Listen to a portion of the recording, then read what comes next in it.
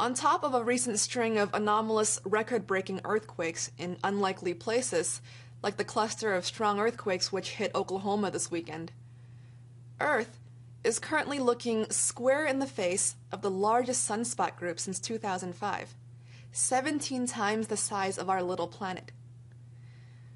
We would certainly be lucky if this solar plasma-emitting sunspot group passes on by quietly. But what if it doesn't? What if it decides to belch out several billion tons of gas straight at Earth, which is likely to occur over the next 5 days or so?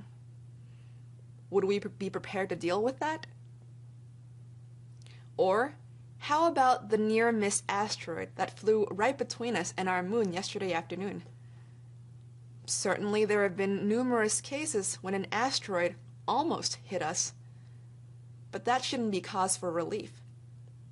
If anything, it should remind us that flyby objects happen more often than we'd like, and one of these days, something is bound to hit.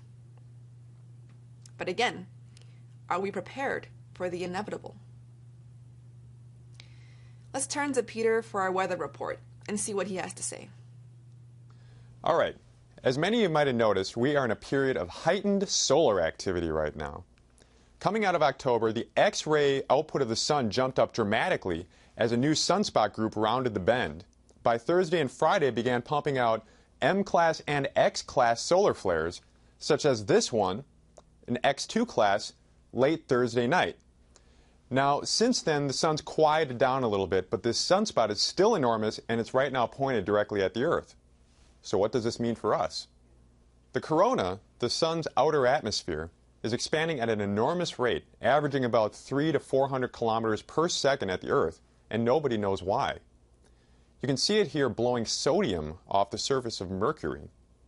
This solar wind is composed of positive and negatively charged plasma, which interacts with both the sun's magnetic field and the Earth's geomagnetic field. The effect here at the Earth is that the day side of our magnetic field gets compressed, while the night side gets stretched out into a long cylinder. As the field gets pumped like this day and night, it induces electrical currents in our ionosphere, which in turn can induce currents in our planet's crust. Sometimes, the sun's corona belches forth a huge chunk of plasma called a coronal mass ejection, which, if it hits the geomagnetic field, can jostle it violently and possibly unleash the charge that has been built up underneath the crust. What we're concerned with here is both a long-term buildup of charge through this pumping of the geomagnetic field and then a sudden change that triggers the release. Now, both of this sunspot's large flares unleashed large coronal mass ejections on Thursday night, as you can see here, MX. Now, 2 days later, an interesting phenomenon happened on the Earth. Oklahoma, a place that's usually seismically quiet, had a large 4.7 earthquake early Saturday morning. Late Saturday evening, it had a 5.6 earthquake, which is the largest recorded earthquake in Oklahoma history. Then Monday night, another magnitude 4.7 struck.